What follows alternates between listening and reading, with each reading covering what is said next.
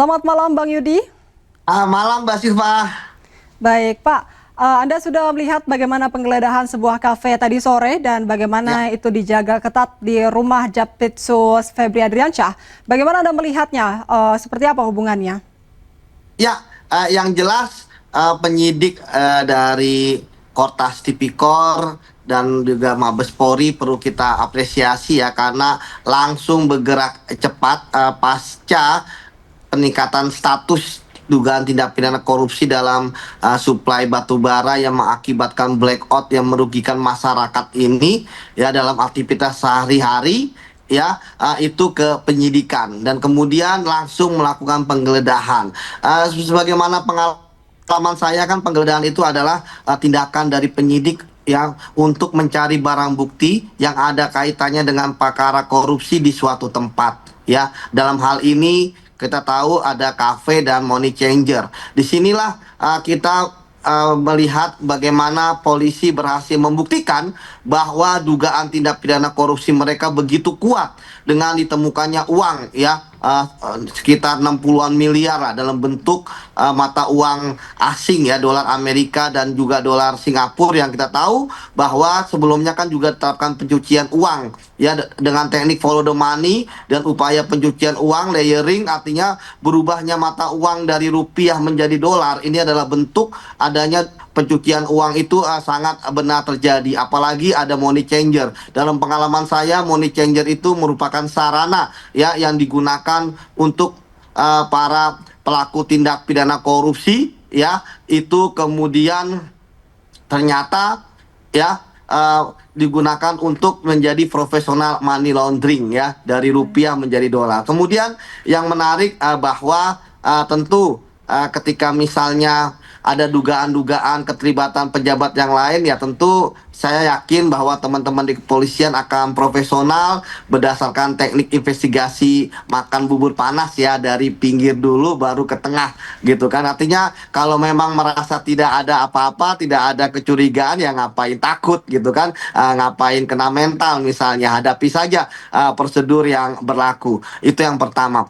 Kemudian yang kedua, bahwa tentu dari hasil-hasil yang didapatkan ini akan dianalisis oleh penyidik ya. Sebelumnya kan juga sudah ada saksi yang minta keterangan, dokumen, apalagi ada barang bukti elektronik. Saya pikir kita tinggal bersabar saja, dalam waktu tidak lama lagi saya yakin ya, apalagi uangnya sudah ada. Dalam tindak pidana korupsi ketika ditemukan uang ya, artinya bukti-buktinya sudah jelas dan kita tunggu siapa yang akan ditetapkan sebagai tersangka. Begitu Mbak Silvi. Baik, Pak Yudi, Polri kan telah menaikkan status perkara dugaan korupsi ini ke tahap penyidikan ya. Kemudian dari pengalaman Bapak sendiri, sejauh mana hal ini sudah menunjukkan kecukupan alat bukti dan apakah sudah penyidik ini akan segera menetapkan tersangka nanti?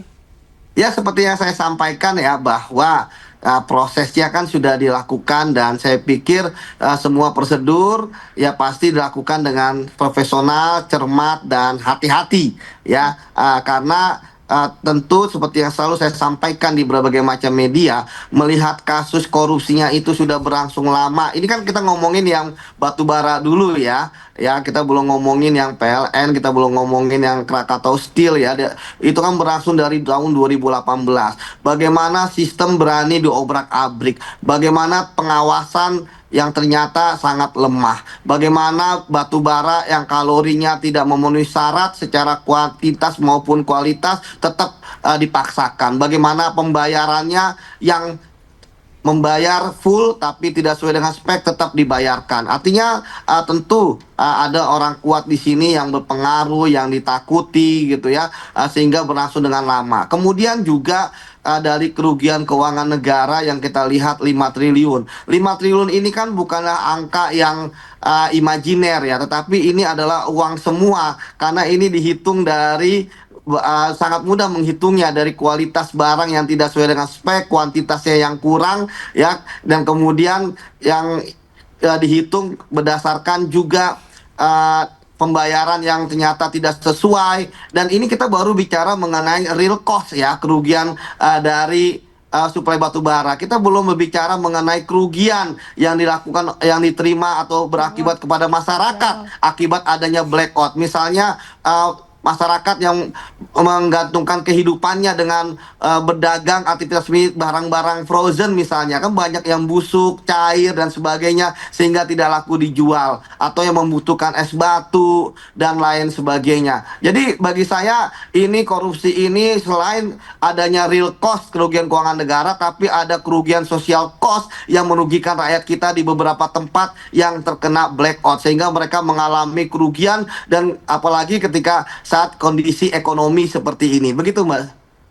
Baik Pak Yudi, semoga kasus ini akan segera bertemu dengan titik terangnya lebih lanjut lagi Pak. Terima kasih banyak atas waktunya pada malam hari ini, semoga sehat selalu Pak Yudi.